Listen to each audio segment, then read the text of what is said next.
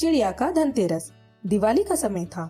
Market में सभी पक्षी अपने अपने घरों के लिए सामान ले रहे थे। बाजारों में जोरदार खरीदारी चल रही थी, तो वहीं दूसरी तरफ रानी चिड़िया अपनी बुली माँ से बोलती है। रानी चिड़िया: माँ, सभी लोग दिवाली की तैयारी के लिए सामान ले रहे हैं, क्या हम लोग अपने घर को सजाने के लिए सामान नहीं लेंगे? रानी चिड़िया की बात सुनकर बुली चिड़िया मन में कहती है। बुली चिड़िया: बेटा, तुझे क्या बताऊं, जब तेरे पापा हमें छोड़कर गए थे तब से तो मैं पाई पाई के लिए तरस रही हूँ। मैं तुझे कैसे पाल रही हूँ ये सिर्फ मैं और मैं ही जानती हूँ। रानी चिड़िया: माँ बोलो ना माँ, आप शांत क्यों हो गयी?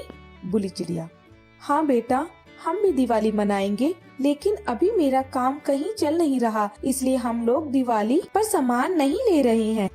रानी चिड़िया: माँ, दिवाली से पहले तो धनतेरस आता है ना, हम दिवाली से पहले धनतेरस को अच्छे से मनाएंगे। मैंने सुना है धनतेरस वाले दिन यदि हम कुछ खरीदते हैं तो उस दिन हमारे घर में लक्ष्मी आती है, क्या ऐसा सच है माँ?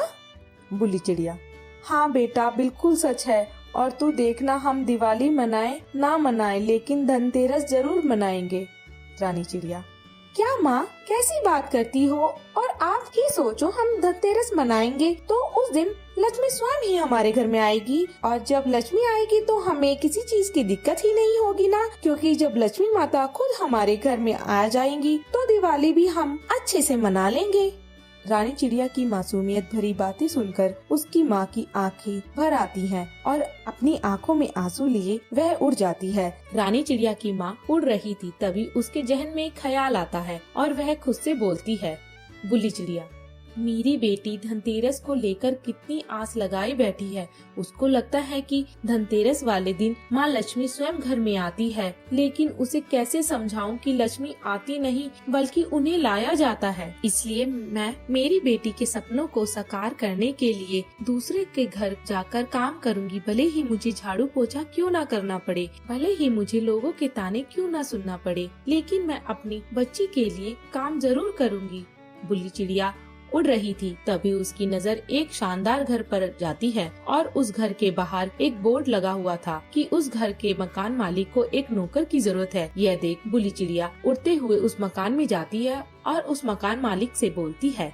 बुली चिड़िया: मालकिन, मुझे काम की बहुत जरूरत है, इसलिए मैं इस घर में एक नौकरानी का काम कर सकती हूँ। आप मुझे जो भी काम देंगी वह काम मैं कर लूँगी।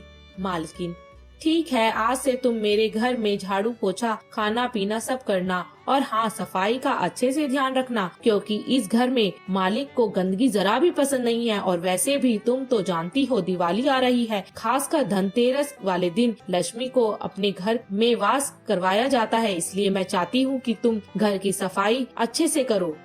इस तरह बुली चिड़िया को काम मिल जाता है और अब वह उस घर को साफ रखने के साथ साथ उस घर का अच्छे से ख्याल भी रखती थी। ऐसे ही कुछ समय बीत जाता है और आज धनतेरस वाले दिन बुली चिड़िया अपने मालकिन के पास जाती है और अपनी मालकिन से बोलती है।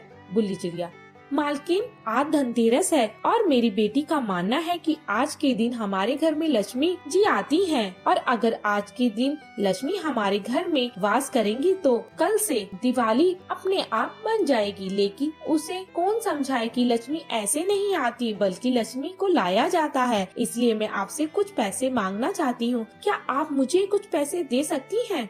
मालकिन: अरे अरे, ये कैसी बात कर रही हो? तुम यहाँ काम करती हो और जब तुम्हारा मन करे तुम मुझसे एडवांस ले सकती हो।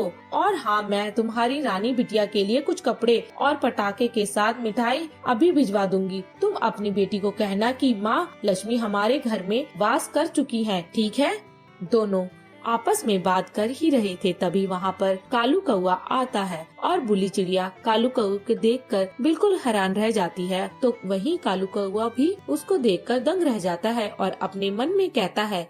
कालू कौआ: ये यहाँ क्या कर रही है? इसको तो मैंने पिछले 5 साल पहले ही छोड़ दिया, तो आज ये यहाँ कहीं यह मेरा बसा बसाया घर तो उजाड़ने नहीं आई। मालकिन से: डार्लिंग, चिड़िया कौन है और ये हमारे घर में क्या कर रही है? मालकिन: जानू, ये हमारे घर की नौकरानी है और इसकी बेटी धनतेरस को लेकर बहुत एक्साइटेड है, इसलिए मैं इसे कुछ पैसे दे रही थी। कालू कौआ मन में: बेटी, इसका मतलब वह बच्ची मेरी है? अपनी पत्नी से तुम इसे एडवांस तो नहीं दे रही ना? ऐसा करो, तुम इसे एडवांस मत दो, कुछ पैसे इसको दे दो और वह दिवाली का ऑफर हो जाएगा। इसके लिए उसकी बेटी भी खुश हो जाएगी और यह भी।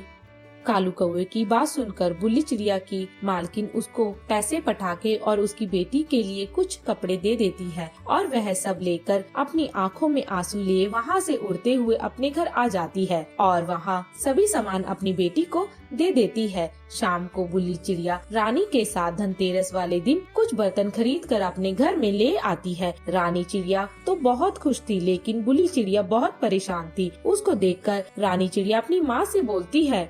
रानी चिड़िया: माँ, मैं कब से देख रही हूँ, जब से आप काम पर से आई हो परेशान हो, आखिर क्या बात है? बुल्ली चिड़िया: बेटा, आज से 5 साल पहले जिस आदमी ने मुझे छोड़ दिया था, आज वह मुझे दिखा, यानी तेरा बाप, वह किसी और के साथ अपना घर बसाकर खुशी से रह रहा है और हम यहाँ दर दर की ठोकरें खा रहे हैं।